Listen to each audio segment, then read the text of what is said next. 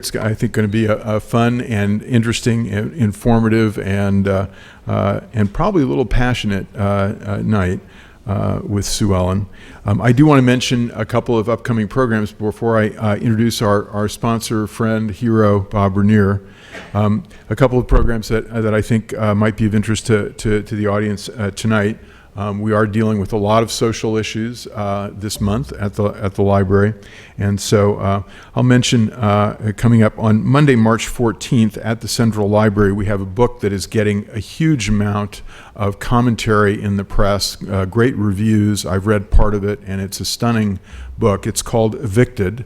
It's by Matthew Desmond, who is a professor at Harvard, and it's about how we evict literally hundreds of thousands of people a year, not just from public housing, though that it happens there, and there are many troubles there, but from other places, particularly in our cities, obviously, and how this disrupts the life of literally millions of people and makes all the problems that we know about, the racial gaps, the poverty, the question of poverty, et cetera, makes it so much worse, and how difficult a life we've created for so many people. It's really a stunning book. That's Monday, March 14th at Central Library. Appropriately, this month, in light of what we'll be talking to SuEllen about tonight, Whitney Terrell will bring another Writers at Work to us at the Central Library on Thursday, March 10th, a week from today. An author, Cody Smith, his first novel, his debut novel, which is set in Leavenworth, Kansas, home of, guess what, Leavenworth Prison. And it's a novel about a couple of escaped convicts and a young boy.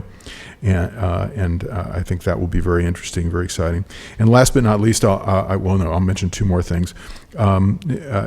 We have a program with American Public Square, and as you're probably aware, this is Ambassador Katz, who's now in residence at UMKC.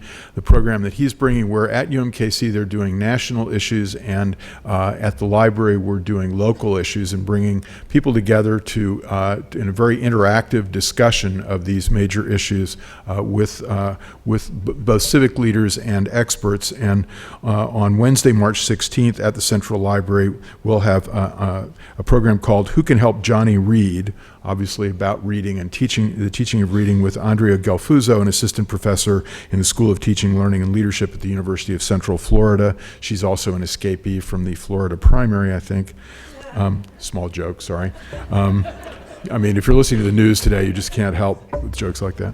And Judy Heater and Scott Helm, who's a professor at UMKC, will be involved in the dialogue with her about reading. And then last but not least, speaking of escapees, we had two escapees from our ongoing conversations with David Vondrili. Some of you may have attempted to come to the first one of those with Mike Allen, return engagement with Mike Allen of Politico, but they decided to rearrange Politico on the day that we were going to do it, so he didn't show up. And then we substituted Carl Cannon, also a fairly frequent visitor to the library, also one of the great journalists inside the Beltway. And unfortunately, that was the day of the big snow in Washington. So we've got Carl Cannon coming back on March 29th. Pray that there will be no tsunamis or snow or whatever, to have a conversation on the election with David Vondrili. And you're talking about two of the smartest political journalists in America having a conversation about our weirdest presidential election, at least in my time. So that should be pretty interesting too. So a lot to coming up at the library. Well, it's my pleasure to do the introduction of me and SuEllen, our sponsor for tonight, and one of our greatest civic leaders, Bob Rainier. The Rainier Family Foundation is sponsoring not only tonight's event, but a series of conversations that extends a series that we've been doing over the last 3 or 4 years that we're calling Kansas City Cradle of Entrepreneurs, conversations with entrepreneurs. Only this year we're doing a very special sub-edition of that, which is not-for-profit, charitable entrepreneurs, starting tonight with SuEllen. And by the way, Adam Hamilton, the pastor of the Church of the Resurrection, our great mega church out south, will be the second on May 3rd. But Bob Rainier has had a fabulous career. his career started in the Central Library. Of course, it was actually a bank at that point. It was the First National Bank. But that's where he got his start. So we like to think that we're inspired by him and he was inspired by us. He's very involved, of course, with the Rainier Family Foundation, but he's the chairman of the Bank of Blue Valley, where he prints that money that they spend in Kansas. He's been one of our most important civic leaders. He's been chairman of the Greater Kansas City Chamber of Commerce. He's been the chairman of Union Station. He's been one of our great leaders, particularly in bridging the gaps that sometimes exist between the two states and North and South and East and West in our community. So it's a real pleasure to introduce to you Bob Rainier.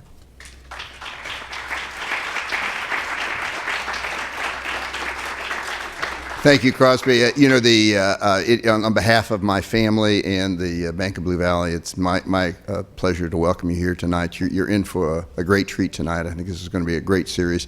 When I talked to Crosby months ago about the potential of sponsoring this series, it seemed like a perfect fit for us. At the bank, the three pillars of our existence, our community, philanthropy, and entrepreneurship. And really what we're talking about tonight really encompasses all three of those, particularly with SuEllen. SuEllen is just such a tremendous leader within our community, and the idea of spotlighting some social entrepreneurs as well, I think was very important. So, for all of you that are regular attendees at these events, the other thing that motivated us was the fact that Crosby and the library have been successful in bringing in a tremendous list of great speakers. I think that the addition to our community and the way that we all benefit from having these fabulous speakers coming in is just a tremendous addition to our community. So we're very, very pleased to be sponsoring this series. And before I ask them to come in, I've got to add one thing. Crosby brought up the thing about the library, and it was true. I worked for the First National Bank, and I was I officed in the library building for 7, 8, 9 years. What Crosby didn't tell you, I thought it was incredibly cruel that where my office was, I came in after the remodeling was done, and it was a very nice, beautiful building, and it's just a gorgeous building. I love the way they remodeled that. And I went back, and I had one of my children with me, and I wanted to show them where my office was, and it's since now the stacks. And so I kind of took him back to that area and looked at the window, and I remembered exactly the configuration. I said, well, this is really where my office was. And so I sort of stood there and I sort of looked up at the little thing at the end of the end of the stacked rows, and it says fiction. So I thought that was cruel, but anyway, that's the way it ended up. So it's my pleasure to have please welcome to the stage Crosby Kemper, SuEllen Freed, to talk to you tonight. So thank you very much.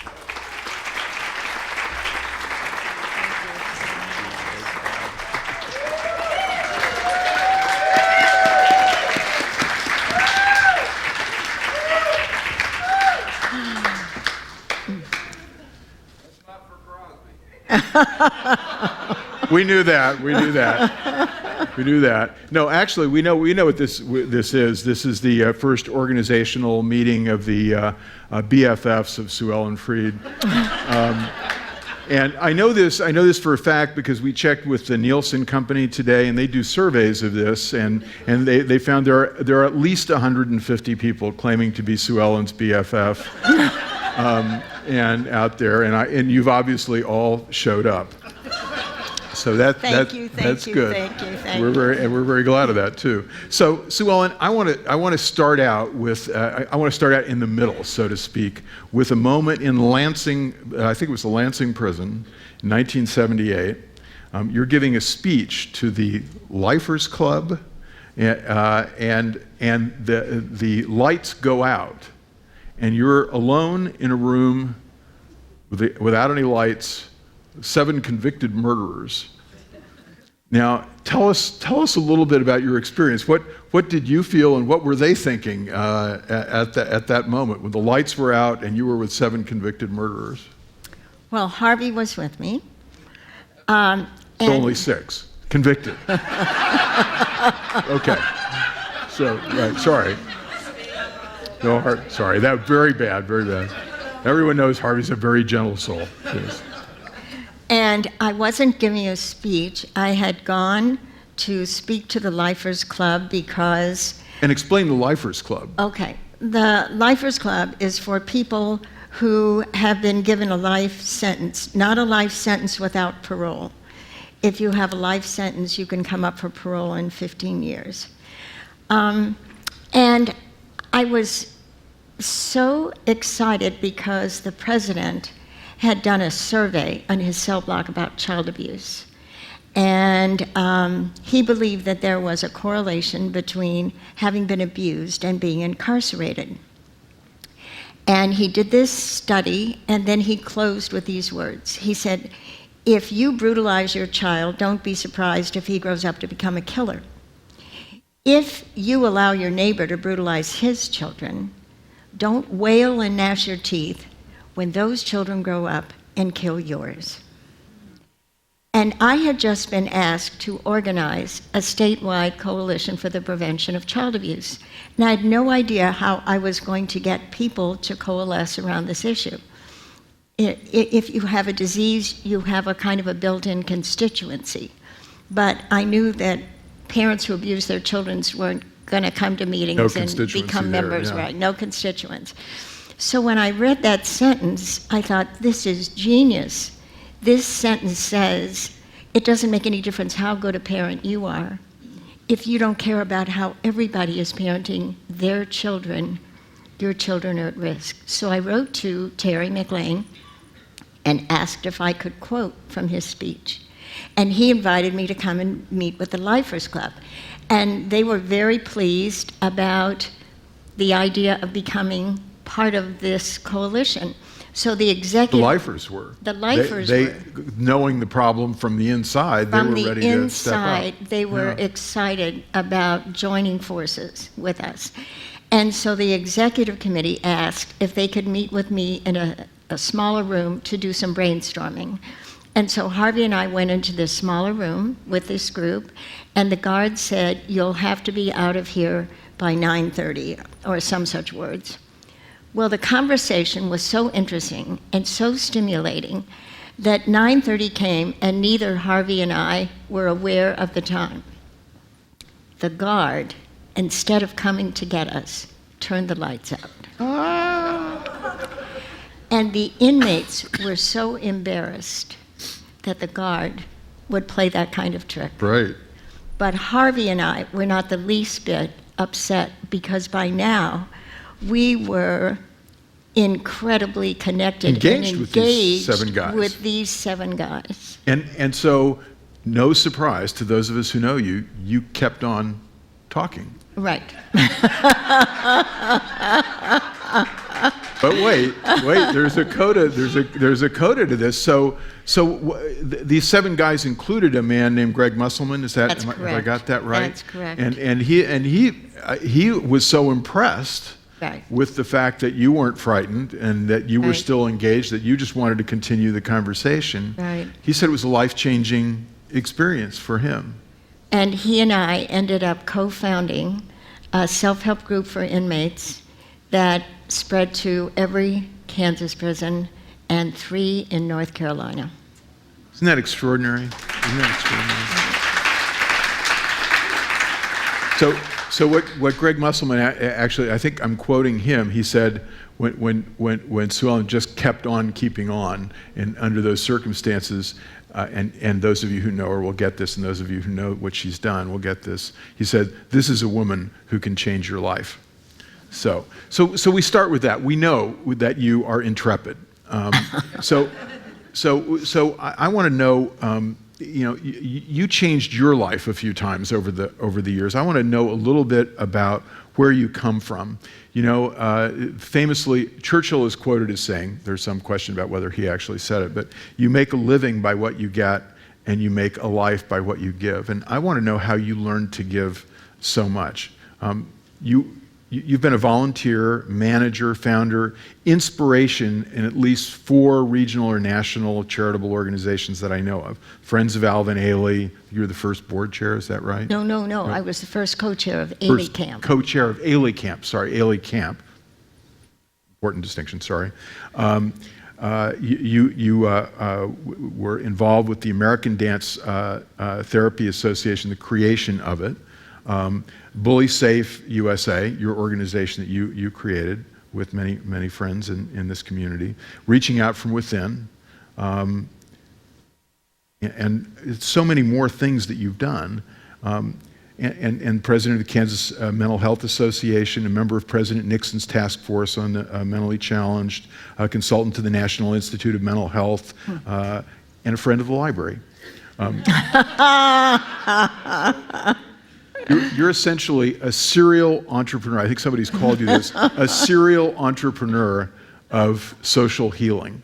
I think that's a great phrase. But you started out in musical comedy. Isn't that true? You started. You're from St. Louis. You grew up in St. Louis, right? And you had a desire to be a singer and a dancer and to go to Broadway. That is true. And you got as far as the Muni, St. Louis Right. Muni Opera, which is like Starlight, right? Right. And so tell us about that. I mean, you sang and you danced in the chorus. You were a chorus girl? They Can I say never that? let me sing. Oh, really? No. You can sing tonight if you want. No.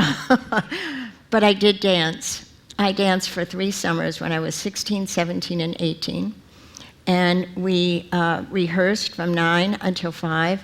And then we came back at 7:30 for makeup because we did a show from 8 till 11. Then on Saturday night, we did a dress and light rehearsal until 3 in the morning. Then we came back on Sunday to do an orchestra rehearsal, and then we performed, because we performed 7 nights a week. And I was paid $55 a week, and I would have paid them. Yeah. It was the most fun to get on stage every night, be in those wonderful Broadway shows. I adored it. Brigadoon and Carousel, I understand. Oh, yes, I loved Carousel. And Brigadoon, I got to go in for the lead dancer. She got sick on the last night of the show. Oh, how great. And I was the understudy. Oh, you just can't imagine.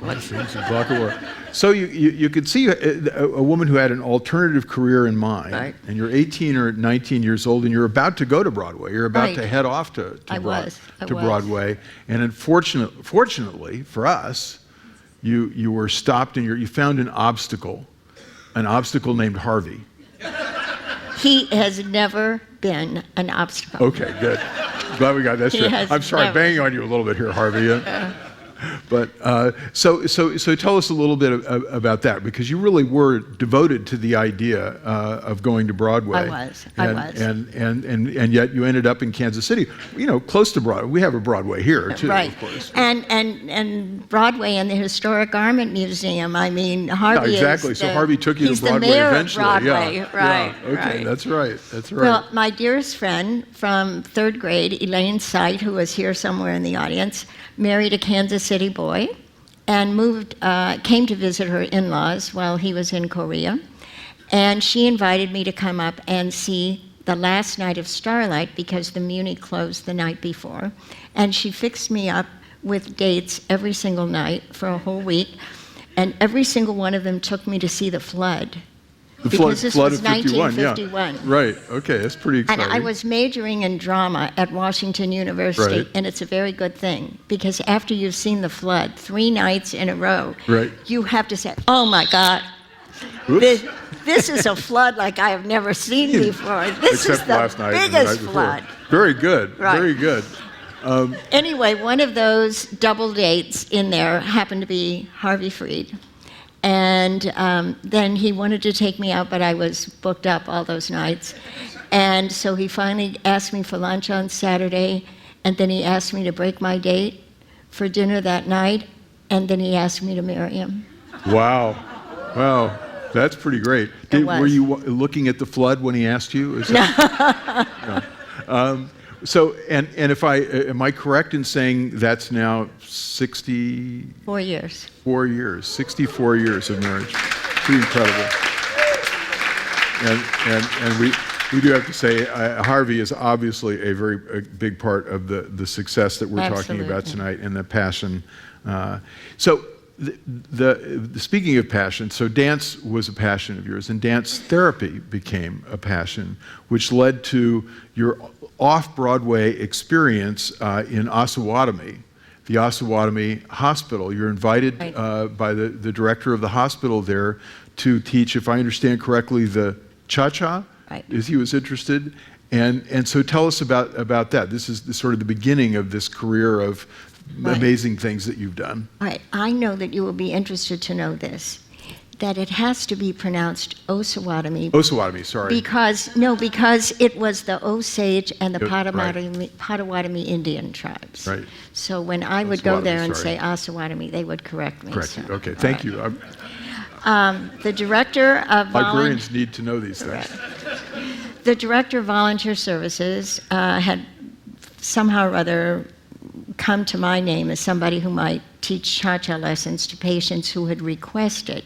Whatever anybody requested, she would turn herself inside out to make it happen. So she called me and asked me, and I was thinking to myself, I'm never going to be a star on Broadway. I don't want to run a dance studio. What am I going to do with this dancer inside of me? And I thought, this is really interesting. So I drove to the hospital. Which is, by the way, 100 miles from here, right? No, 50 maybe. 50? Yeah. Okay, round trip. Round trip 100, right. So I drove with fear and terror in my heart because I did not know how to do the cha-cha. And I was so afraid she would say, well, we're so sorry, thank you for coming, but, we'll call, don't call us, we'll call you. Yeah. And she said, what can you do? And I said, I can do ballet, I can do tap, I can do modern. And she said, well, please come back. And that began. She was really the person that literally changed my life. Because I had not graduated college. And that campus became my college campus. And those patients became my professors. And you did something for them that was pretty extraordinary, and it's typical of your career. You brought your showbiz career and your beginning of your therapy career together with sort of showbiz therapy, I think could call it. You had them put on a show. We did. I was like Judy Garland, the psychiatrist that was supervising me. The patients did a talent show once a year. Somebody would put a Kleenex on a comb, and someone would play Lady of Spain on the accordion, and he said, we can do better than that. And so he asked me to help the patients create a show, and we did.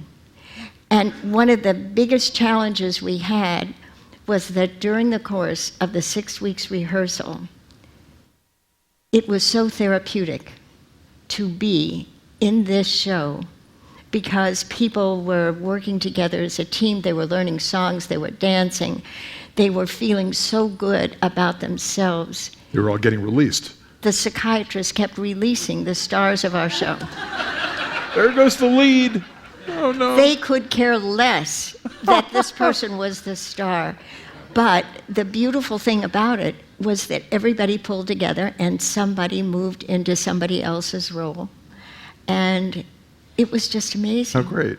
And so tell me if I'm right, the climax is they sing a song that, Getting to Know You? Yes. Is that right? Yes. Which seems to me, given your career, incredibly appropriate, Getting to Know You, that they would sing that. And then they leapt off the stage at the end, is that right? Or is that a later production, that one? The auditorium had a kind of a half circle. It wasn't straight like this, it was a curve. So I knew that the audience was going to love them. And after they sang their finale, and the audience was cheering and screaming, I said, I want you to go sit on the stage, a la Judy Garland, and I want you to sing Getting to Know You. And on the second chorus, this was at the dress rehearsal, if any of you feel so inclined, just jump off the stage and reach out and shake people's hands. And at the dress rehearsal, 2 people got off the stage. The next day, with the audience cheering and screaming and loving them, everybody jumped off the stage. And they were going out into the audience, and people in the center were crawling over to touch people and shake their hands, and they were crying. And it was just incredible. And that became our signature after every show, after the finale. Right. We did Getting to Know You. That's extraordinary. And in one of these performances, if I'm correct, which kind of gets to the next stage of your career, one of the members of the audience was Carl Menninger, Right. Dr. Menninger, the famous Right. Menninger Clinic in Topeka. And so somebody jumped off the stage and into his lap, I guess.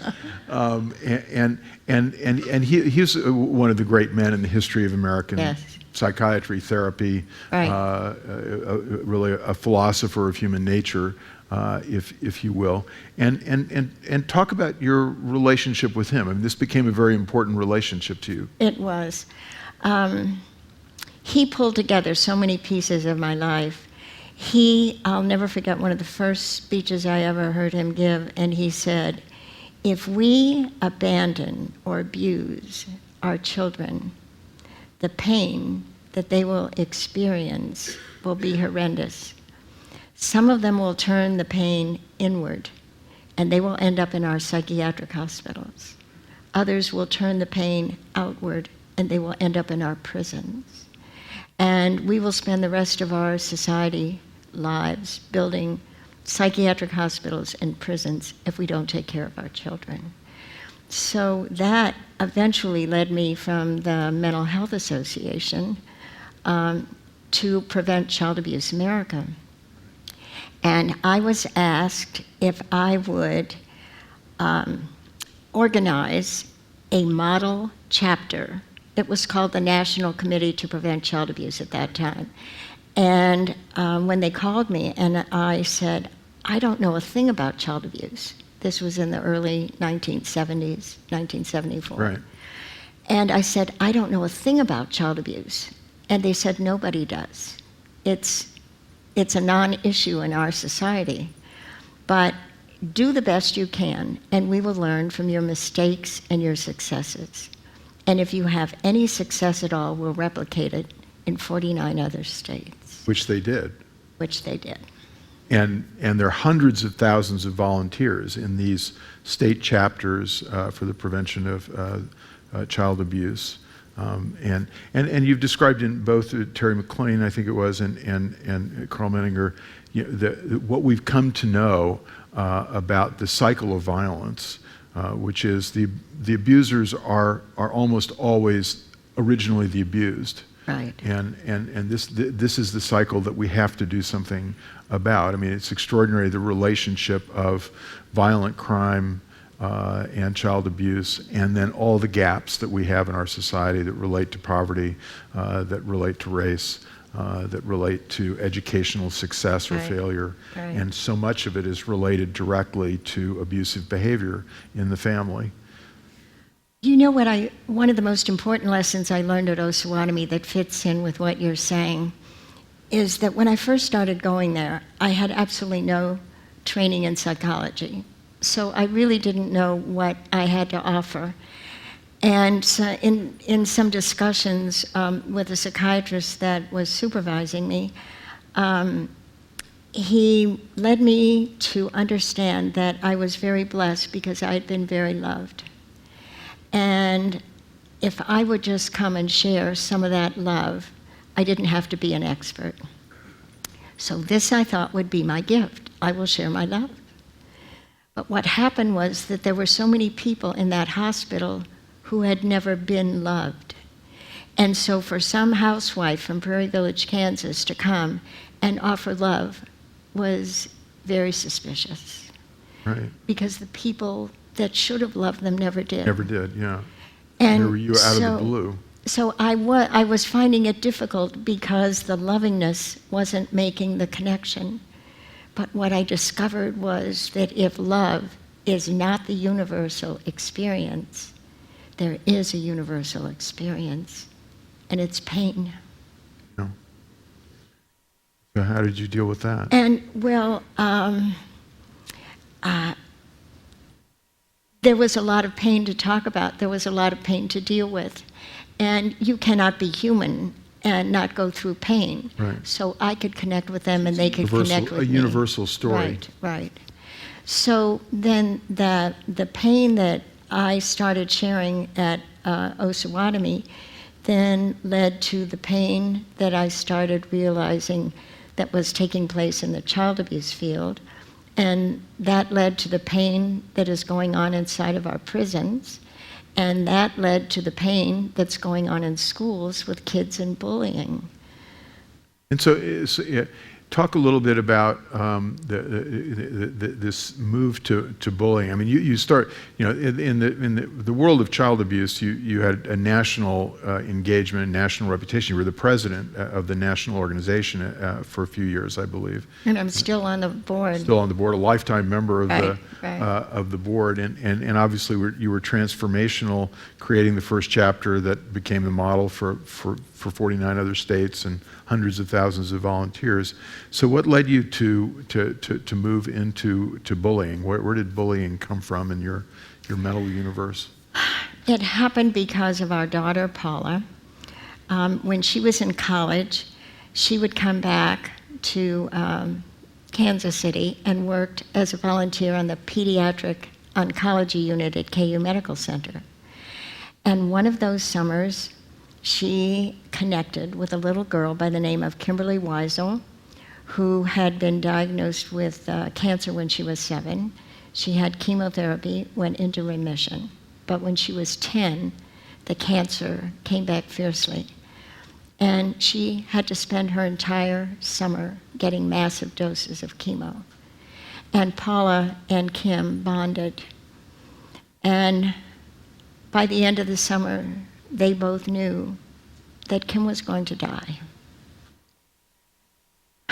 So Paula came home and asked if we could invite Kim and her mom to have lunch so that the two girls could have a special way of saying goodbye to each other. Right.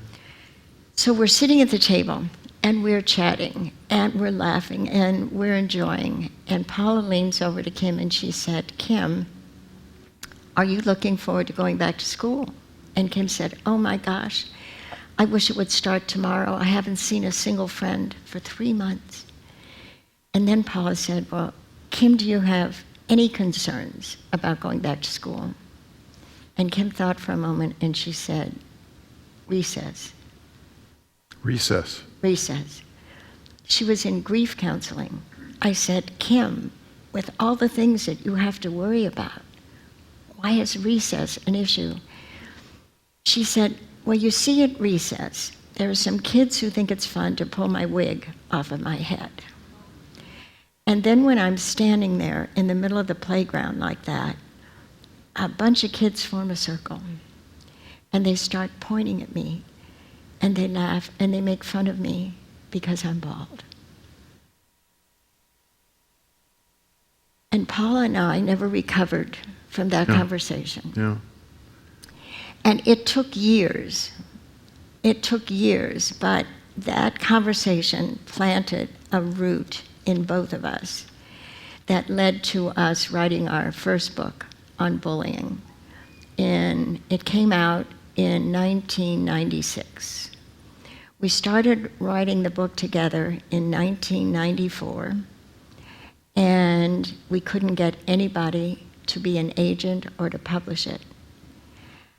Nobody thought that bullying was worth reading or writing about. There's always been a view among certain people, but affecting schools and parents, that it's a rite of passage. You have to take a certain amount of Right. criticism. As teenagers are tough on each other, Right.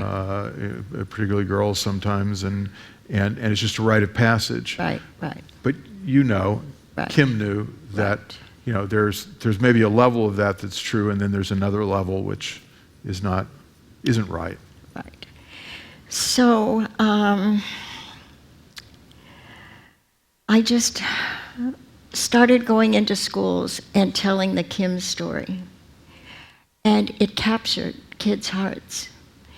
And then I would ask them questions, and it captured their minds. And so I learned that if I just told stories and asked questions, the wisdom would pour out of these kids. They know the answer to every question about physical, verbal, emotional, sexual, and cyberbullying. And it turns out that of the 5, the one that they all believe is the most common is verbal bullying. So I would always say to them, and class, I will say to you, please finish this sentence. Sticks and stones can break your bones, but words will never hurt me. And so I said to them, do you think that's true? And they said no. And I said, okay, I've got a new sentence. Sticks and stones can break your bones, but words can break your heart. And then I would say, how many of you have had a broken bone? And all these hands would go up. We'd do this little auction, and a broken bone could take anywhere from 3 weeks to a year. And then I would say, how long do you think it takes to heal a broken heart? And guess what they said? What do you think they said? Never. Never or forever. And so I didn't want to leave them thinking that there was no way to heal all of those broken hearts sitting in that room. And I said, before we leave today, we're going to find a way to do some healing. And so after we went on and went through all of those things and more questions and more stories, we ended up with empathy. And I would write the word on the board, and I would say, if you don't remember that I ever came today, and you forget anything that we've said together, but you just remember this one concept, it is worth everything. And I said, it is so important that we have to rehearse it. So I would ask all the kids to please close their eyes. And I would say, I want you to close your eyes, and I want you to put yourself inside the skin of someone that you know is hurting. And I could tell from their body language that they were doing that. And then I would say, okay, now you can open your eyes, and I'm going to ask one last question. But the person that will answer this question has to have a lot of courage. So wait until I ask the question before you raise your hand. And I would say, is there anyone in this room whose conscience is bothering you? Are you feeling ashamed of something that you've said or done, and would you like to do some healing? Would you like to make amends and apologize to anyone? And the hands would go up, and the apologies would come, and the tears would come, and the teachers would cry, and I would cry, and the targets would cry, and the bulliers would cry. And I guess probably the story that I remember the most is one day I was in a middle school somewhere in Illinois, and I don't like to work with big assemblies, but this is what I had to do. So all of these 6th, 7th, and 8th graders are in this room, and I saw a teacher walk in with a small group of kids who looked like they were the special ed class, and they were sitting over on the side. And so we get to this part about the empathy, and then I said, is there anyone in this room that would have the courage to apologize? And Tony, in the special ed class, raised his hand. So I walked up to him and I said, Tony, who do you want to apologize to? And he said, everybody. And I said, well, I think you better come down to the front. So Tony came and he looked at everybody and he said, I want to apologize to every single person in this room because I scream at you, I kick you, I punch you, I call you names. I am terrible to you. And he said, but the reason that I do all that is because of the way you treat me. And he said, you know, there isn't one person in this room that would change places with me for one day. You know that I'm slow and I can't do all the things that you can do. But if you will just leave me alone, I'll leave you alone. And we all dissolved in tears. Yeah. SuEllen, obviously you have an incredible quality of empathy, and I want to know where this comes from, and I want to know how you learned, because it's an extraordinary talent to get people to tell these stories, because obviously that's what connects the people in the rooms that you're in, the prisoners, or the kids, the patients, whoever they are. It's, we wall ourselves off so much. We spend much of our lives walking away from situations where we might be forced to say something about ourselves to somebody else, and yet you get people to open up and tell their stories to each other in such a way that they connect. And how do you do that? People ask me what I do when I go to the prison. I say, I am a witness to personal transformations. I don't speak, I don't give lectures, I don't do anything. My presence makes a statement. I join in at the beginning when we all take a moment of silence for victims of violence. I join in when we go around the table and everybody shares a positive thought. But when they get into the discussion on child abuse, spouse abuse, sexual abuse, substance abuse, addiction, anger management, communication skills, I sit and marvel at their willingness to disclose, to come to terms with some of the most painful things that have been done to them and that they have done to others, because this is their only opportunity in prison to heal themselves and each other. And I am in awe. And there's something about, you said to me at one point, we were talking about this conversation, that you never want to know, when you're talking to the prisoners, for instance, or, it's obviously it's true for you with the bullies or bulliers, or Thank you. I'm learning new language. Thank you. Here. Because it is about empathy, and it's something about treating everyone as your moral equal, no matter what the circumstances are. You're in a prison, you're in a hospital, you're with people who are in deep trouble and deep therapy, and yet you come in and somehow you're able to tell them that they have moral worth in your eyes and their stories are worth hearing. And I think that's a remarkable quality. I have to turn it around the other way. Somebody sent me a quote from Maya Angelou that said, "Hardships prepare an ordinary person for an extraordinary destiny." And I believe that all the people that I have worked with in pain over these years, their hardships, I have been so blessed. I have not had to deal with those hardships, but being connected to those hardships has given me an extraordinary destiny. Look where I am tonight. I'm sitting on this stage being interviewed by Crosby Kemper. So you see, the gifts that have come to me from just connecting with them, they have taught me about courage, resilience, being honest with yourself, being less judgmental. I am a changed person because of being in their presence. Well, and obviously you are able to communicate that not only to them, which gives these people who have been dealt a very bad hand in life, Yes. Sometimes self-dealing the cards, but all have reached a place of real pain, and that you create empathy with them and they respond to that.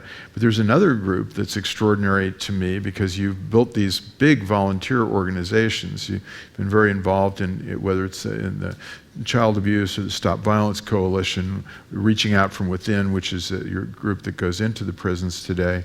Large groups of volunteers. And you're talking about getting volunteer.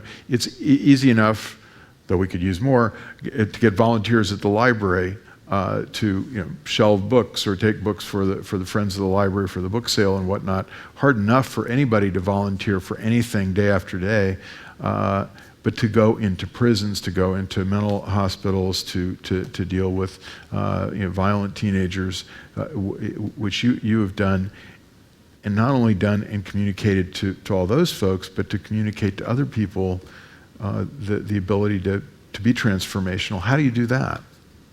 How do you get the volunteers to come out? And If I were to take you to prison one night as a visitor with me, the library might lose you. they might check my record, is what they do, and they lose me permanently. I cannot tell you how many people I have taken with me who have become volunteers. I don't recruit them. They sit in amazement and awe at this therapeutic energy that is just filling this room. And they walk to the car with me and they say, why can't I have this experience in the community? Why do I have to come to a prison to get in touch with things inside of me that I hadn't thought about and to listen to other people? They are amazed. It's just amazing. It is just amazing.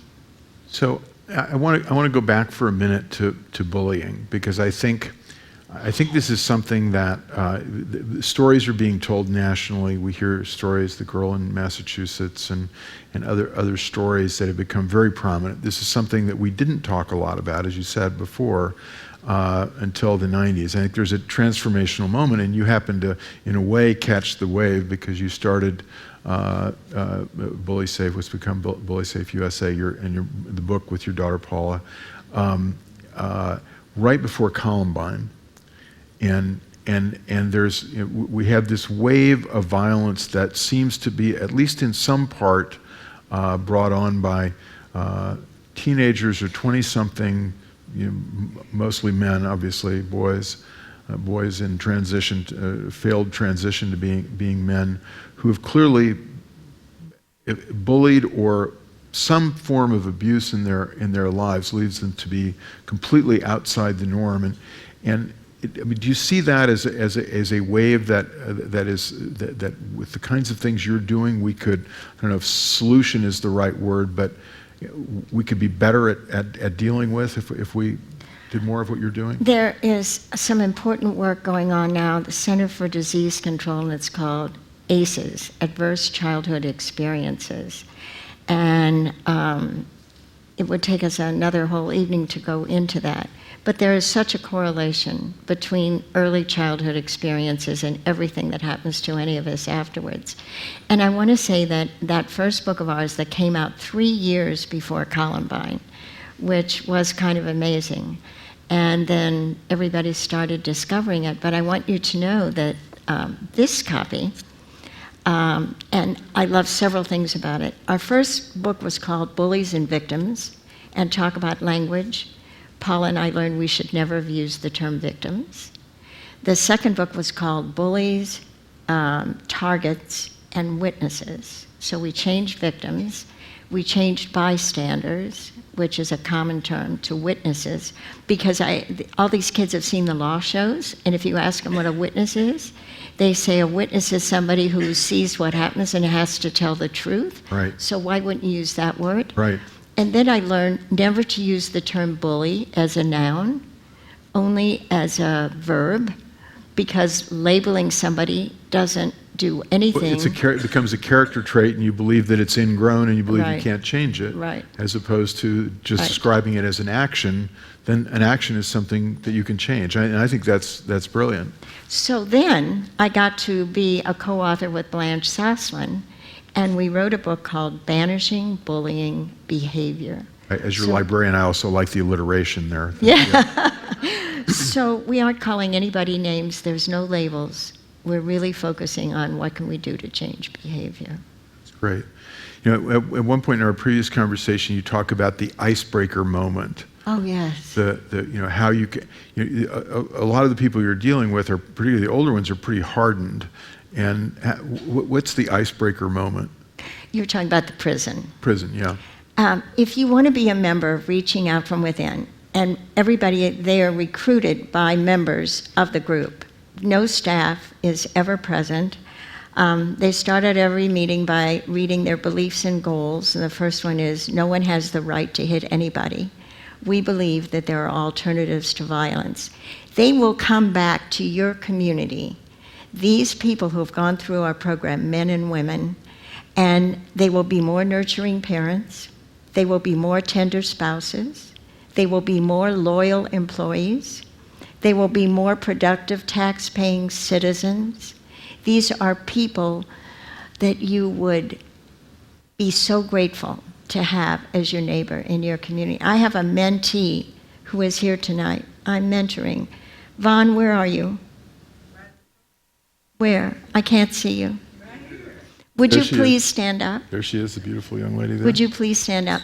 This marvelous woman, I have to tell you this brief story about her. On job applications, there's a little place that you have to, if you've had a felony conviction, you have to put a check mark. If you put a check mark, you never get out of the pile. And so in order for Vaughn to survive, she has had to learn how to drive a forklift truck. This is a grandmother. And work in warehouses from 11 o'clock at night till 7 o'clock in the morning. And I learned so much from her resilience, and she's amazing. All right, but so anyway, so if you want to be a member of the group, you can come for 3 times and decide whether it's worthwhile. But the 4th time, you have to give an icebreaker. And you tell something about your life. So I was at another prison in Ellsworth, and a man got up and he said, well, it all began when I was 8 years old. My parents got divorced. I never saw my father again. My mother was an alcoholic, so they put me in foster care. And in those days, you could only stay in foster care for 9 months because they didn't want a foster family to fall in love and adopt you, and then they'd lose the foster family. So every 9 months, he got transferred to a different family, a different neighborhood, a different school. He never fit in anywhere. He never had any kind of a role model for a father.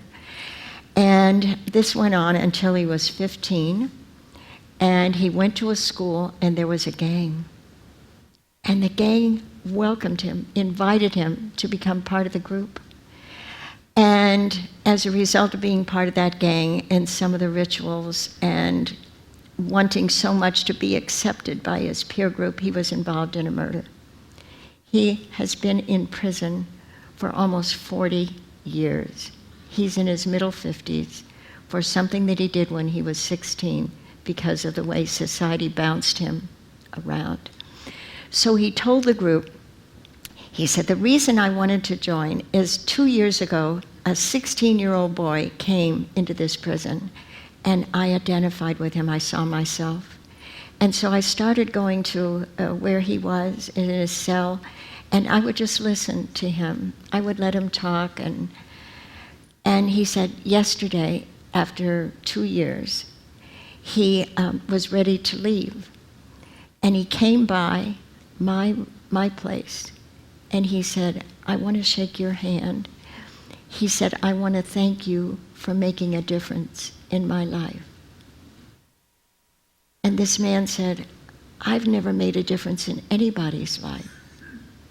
I've never made a difference in my own life. And he said, I've heard in this group, you make a difference in each other's lives, and I want to do that again. Please let me be a part of you. Extraordinary. So, you know, the world has changed a lot in recent times, and a lot of what you do, the magic of SuEllen Freed is the personal engagement, the story, the showing up in a group and getting people to tell their stories, to interact with each other.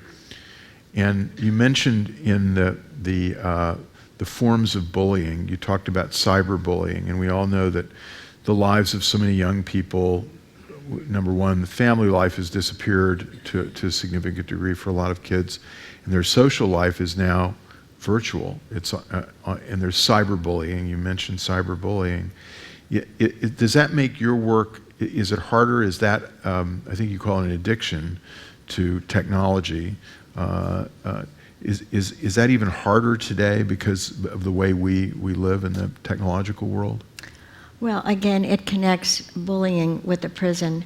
Cyberbullying has taken bullying to a level we could never have imagined because the bullier is anonymous. You don't even know who your bullier is. They send out lies, make up things about you, and you can't defend yourself because you don't even know who's gotten the message. And the suicides that are coming, for a while, the shooting was taking place where you took it out on others. And now, like back to Dr. Carl Menninger, they're taking it out on themselves. Yeah. But one of the things, and I don't facilitate these discussions, I want to make that clear, the inmates lead those discussions. I am sitting there. They are doing the work. But the one speech that I give to them is, because the two units they most like to discuss are anger management and addiction.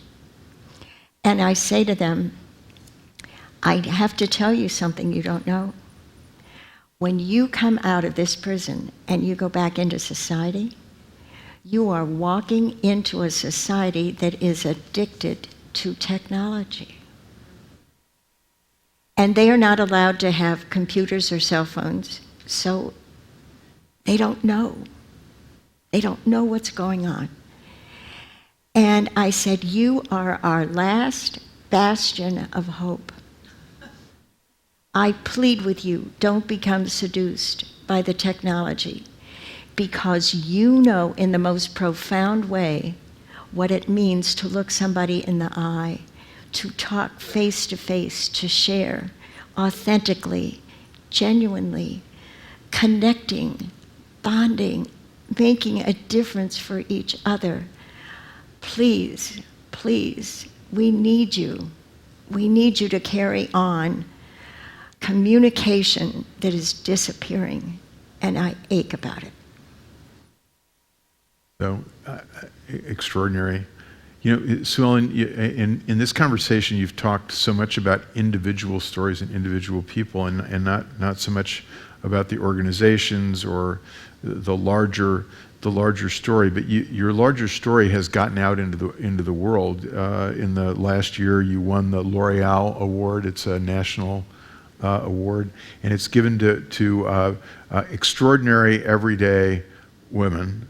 I'm not sure anyone would ever say you're an everyday woman, though you're doing it every day, that's for sure. And women of intrinsic beauty, which I think is a great description of you. And you've worked with Colin Powell in America's Promise, and George H.W. Bush named you if I'm correct, the 900th of the 1,000 points of light. Right. That's pretty great. You've won so many awards, the Yates Medallion, the Kansas City Spirit Award, et cetera. Do you think about legacy at all? Do you think about, if you think about your life, do you think about the awards? Do you think about the people that you've touched? Other than Harvey, who I know you're thinking about all the time. Right. But what do you think about when you think about this incredible arc of your life? The girl who started out at the Muni wanting to go to Broadway, but who sort of at the end of the day made a difference in so many people's lives that no Broadway star could ever have done. I don't think about it in terms of that. I guess the first thing I think about, if you use the term legacy, I think of our 3 children that Harvey and I are so blessed to have, because they are all incredible volunteers they have very busy professional lives, but they all give. And my daughter-in-law, who is here tonight, is such a giver, are the family. And then their children are all volunteering, and if there's any legacy. And it's interesting, Crosby, because in the early years when I was doing all this stuff and traveling Osawatomie and prisons and whatever, and when I was doing my volunteer work, I was feeling guilty that I wasn't with my children. And when I was with my children, I was thinking about all the things I should be doing in my volunteer work. So I always thought, my children, when they grow up, they will never want to be volunteers. They will think, oh my gosh, the last thing I want to do is do something that's going to take me away from my family. And so I carried all this guilt around me for so long. And one, I don't know, maybe 15, 20 years ago, we were sitting around a table with these wonderful children. It wasn't that long ago, because they're not that old. Well, yes, they are. Our oldest son is 63, so anyway, we were talking, and it turns out that they never resented my volunteer work. They thought that the experiences that they got to be a part of because of my volunteer work enriched their lives. So all that guilt that I felt all those years, I got to release. Right. That's great. So there's one last thing, and we can take some questions if you're open to that from the audience. But there was one last thing I want to do. You're famous for your hugs, and you've said there is such a thing as the perfect hug. Right. So first, I want you to tell me what the perfect hug is, and then I want you to give me one. I'm so glad you asked. Okay, you have to stand up. Okay. Now, I went to a hugging workshop about 25... What do you know? It's a workshop in this? About 25 years ago, before there was airport security. Uh-huh. And this scientifically minded woman sat in airports and watched people coming off planes and people greeting them, and she studied hugs. Uh-huh. And she said there are 6 hugs. And the first hug is the A-frame hug, where you put your arms around here and you stick your rear end out. Right. Okay. The second hug is the burping hug, and that's where you come up and you just kind of go like that. And the third hug is the Heimlich maneuver hug, where you come up from behind somebody. And the fourth hug is your side to side, your good buddy hug. And then the fifth hug is what kids do. And they run and they jump and they throw their legs around you. I like that one. Right. But the perfect hug is on the left side because your hearts touch. And so many of us automatically go to the right side that's chest to chest. Right. But if you hug heart to heart, it's so different. It's so beautiful. It's so wonderful. Oh. SuEllen Freed, ladies and gentlemen.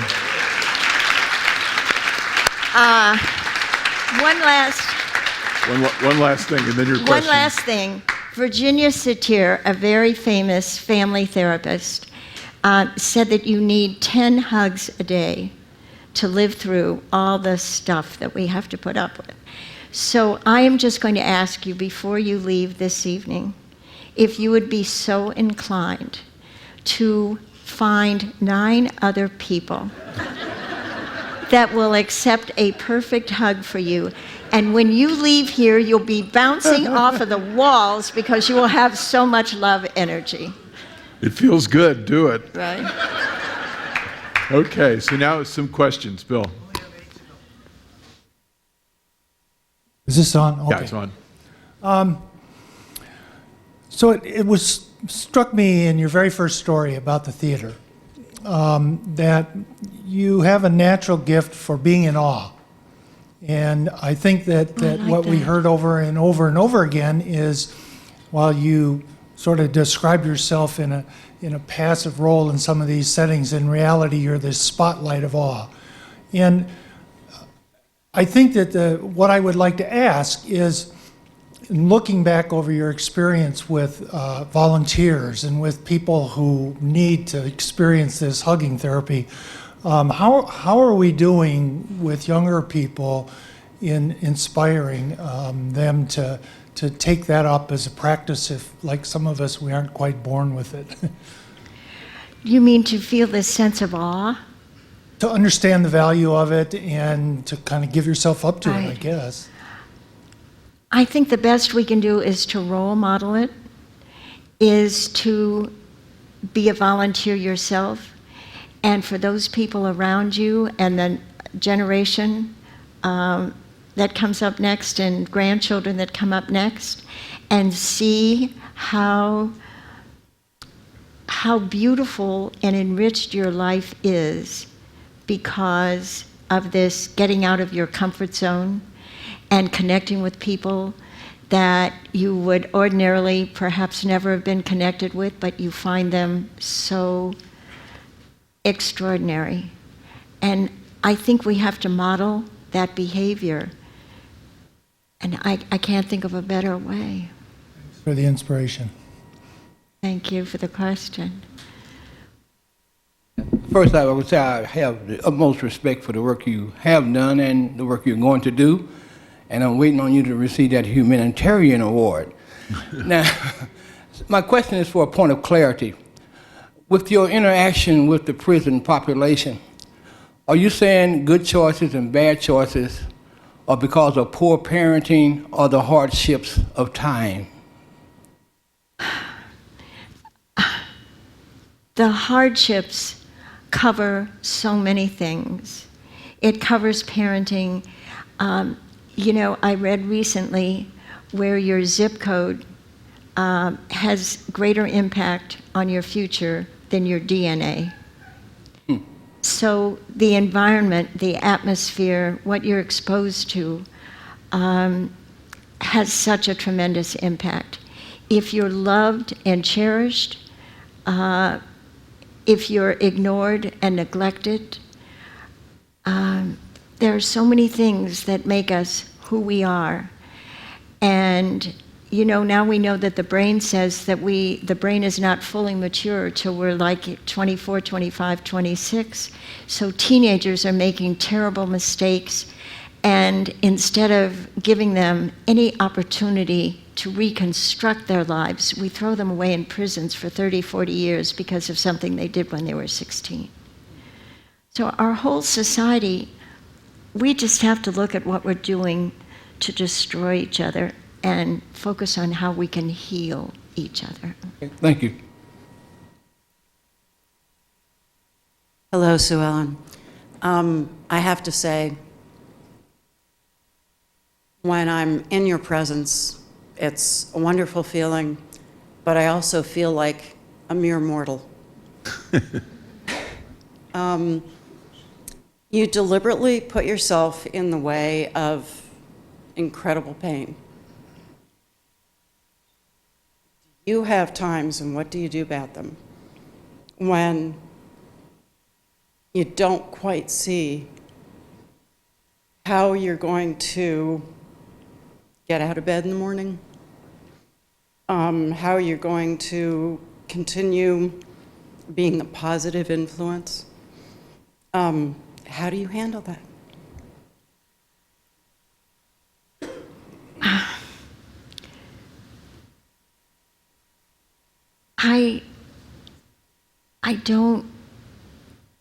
I don't get stuck like that. I am stuck with the capacity of human beings to transform themselves. So when I see the transformations of the kids, when they get in touch with empathy and the possibility to heal and be seen differently by their peer group, when I go to the prison and I watch people who I don't want to know what they've done, but sometimes it comes out in the conversation. I've already fallen in love with them and I discover they have done the most horrendous thing.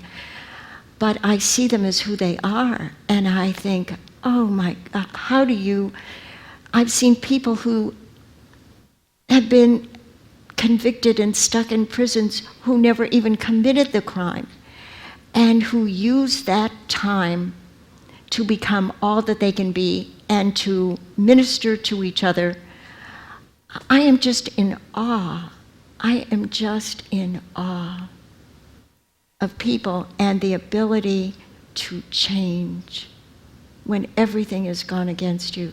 So I am just constantly inspired and inspired and inspired. Thank you. Thank you for the question. SuEllen, thank you. Hi, Don. You're wonderful. And this is not worthy of you, but nevertheless, it's a thought that I've had. And I was wondering if you could comment upon, number one, political correctness, number two, zero tolerance, and number three, sentencing guidelines, all of which seem to have some common thread to me. But if they don't to you, perhaps you could comment on them individually. Would you do me the favor of telling me how that thread comes together for you? It comes together as being very impersonal and arbitrary in many cases. You know, I was in prison last night in the presence of one of the most fascinating discussions you would have adored it, Don. It was going to be an inmate's last night, and so he had an opportunity to lead a discussion on whatever topic he wanted. And he decided to lead it on criminal justice reform and the criminal justice system. And he divided us into small groups, and it turns out that, according to people in this group who were so eloquent, that I'm going to get myself in trouble, and but I'm just going to say it, that the prison industrial complex is everything that the military industrial complex, only worse. On the one hand, I think you should turn It's the okay. microphones off. Go You promise? ahead. Go ahead. I'm going to get in big trouble, but I'm still steeped in this conversation last night. That if you take all the pressure that is on legislators to build more prisons, because people make money off of steel and iron and concrete and whatever. So there are tons of lobbyists lobbying legislators to build more prisons. And if you build more prisons, we will fill them. On the other hand, you have the corporate world, which is the privatization of prisons. I won't mention any names, but when you privatize food service and inmates are fed on less than $6 a day, and somebody's making a profit on that, the medical care system in the prisons is now being privatized. Medical care is an oxymoron. We are using this whole criminal justice system to warehouse people, divide them from their families, make a lot of money for a lot of people. It is as bad as Wall Street, the stranglehold that the criminal justice system is having in our society. We have got so much work to do.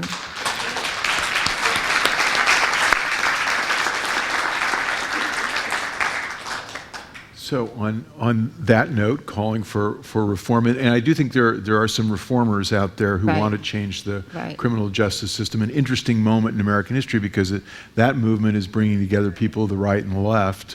The Koch brothers Even and the ACLU. The Koch brothers and the ACLU. So there's hope. I think if the Koch brothers and the ACLU can get together, then imagine what else might happen in the world. Right. So on that hopeful note, we'll end tonight, and thank you all for being here. And SuEllen Freed, thank you for being here tonight, and thank you for everything you do. Yeah. Thank you for having me. Thank you so much. This was